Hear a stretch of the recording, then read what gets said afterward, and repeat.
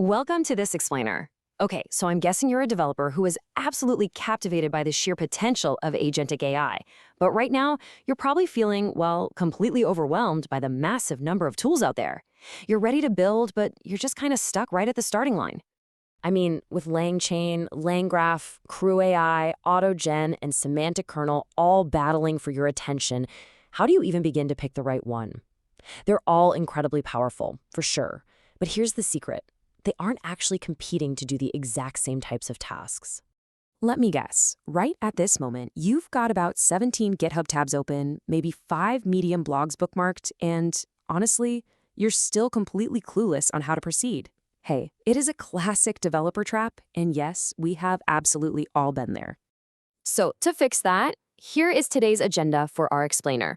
We're covering the framework fatigue problem, linear workflows, autonomous collaboration, role-based multi-agent teams, production and prototyping, and finally, choosing your ideal framework. All right, Section 1, the framework fatigue problem. What are we actually building? So what exactly is an agentic AI framework? Well, unlike a simple chatbot where you just ask a question and get a direct answer, an agentic framework is a seriously robust toolkit. It gives you the essential building blocks that actually allow your system to plan, act, and iterate. Because think about it, when you have multiple agents extracting data, analyzing it, and generating reports, you absolutely need these predefined architectures and communication protocols. Otherwise, the whole system literally just falls apart. Moving on to Section 2, linear workflows, the predictable baseline. Take a basic customer support agent, for example. It moves strictly step by step in a very clear sequence. It searches a knowledge base, it crafts a response, and then it creates a support ticket. You really don't need multiple agents debating here, right? You need absolute control over how things progress. And because of that massive need for reliability, frameworks like LangChain, or maybe LlamaIndex if you're super heavy on data retrieval, are the absolute perfect fit. Next up is Section 3, autonomous collaboration, open-ended problem solving. Now, in an autonomous setup, things get wild. You give a high-level goal to a team of agents who are constantly talking to each other to figure out the best open-ended solution. Take an AI coding assistant. You've got a planner agent mapping out the architecture, a coder agent writing the actual script, and a reviewer agent debugging and making recommendations. They are just constantly collaborating back and forth. For this kind of exploratory, open-ended problem-solving, tools like AutoGen or even experimental setups like Baby AGI are just fantastic choices. So the really crucial point here is understanding the stark contrast between that open-ended exploration we just looked at and our next category, which is highly bounded, strict teamwork, and we call those role-based systems. Which brings us to Section 4, role-based multi-agent teams working with clear boundaries. You know, role-based systems function exactly like a structured corporate team. Everyone stays strictly in their own lane. For a content generation pipeline, you still have multiple agents, but the boundaries are rigid. The researcher agent fetches the web material, the writer agent drafts the article, and the editor agent refines the content. Sure, they have discussions to achieve the overarching goal, but they absolutely do not overlap into each other's job descriptions. And honestly, this is exactly what CrewAI and niche software frameworks like ChatDev were built from the ground up to handle. All right, Section 5, production and prototyping, going live or failing fast.